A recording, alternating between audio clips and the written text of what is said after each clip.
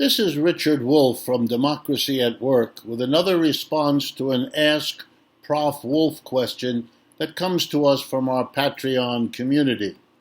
This question comes from Ted Tripp, and Ted asks about mergers that happen in capitalist economies when companies buy one another and absorb one another.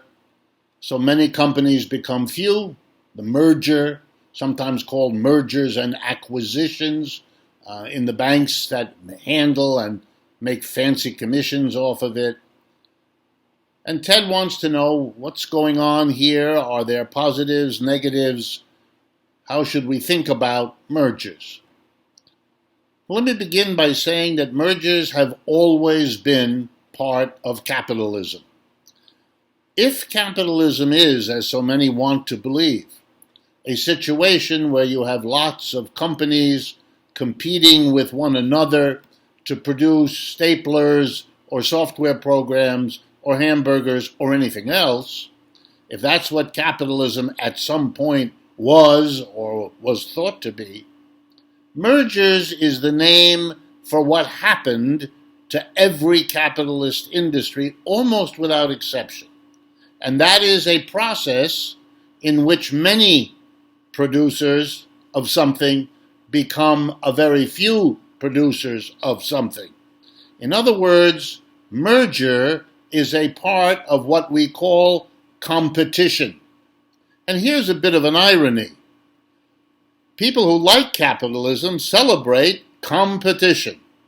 But what they often don't understand, or at least they don't say, is what the result of competition has almost always been.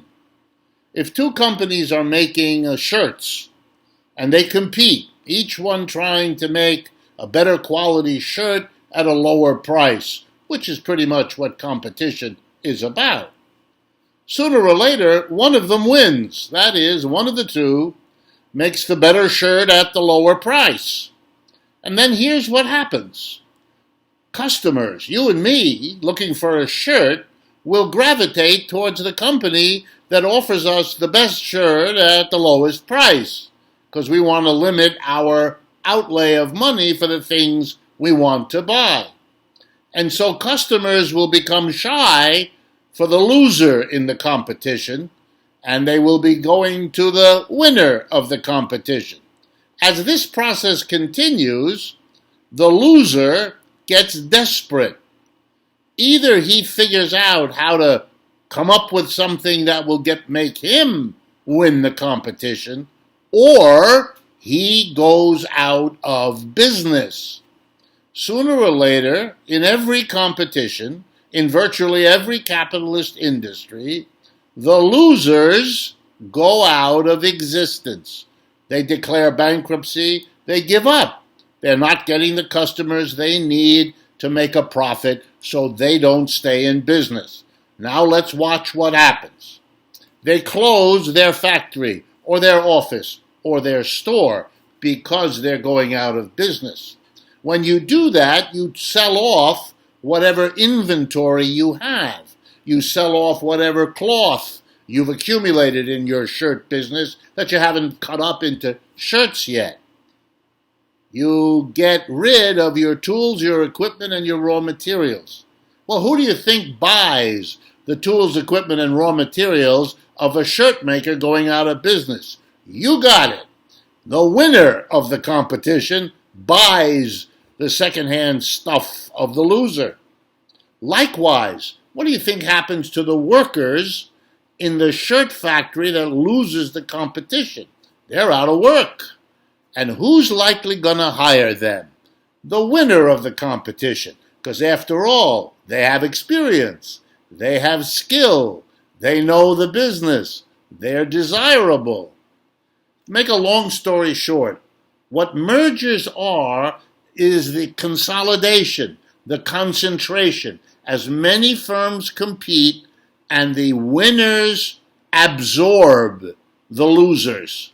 That's why companies not only become fewer in number, but the fewer become bigger.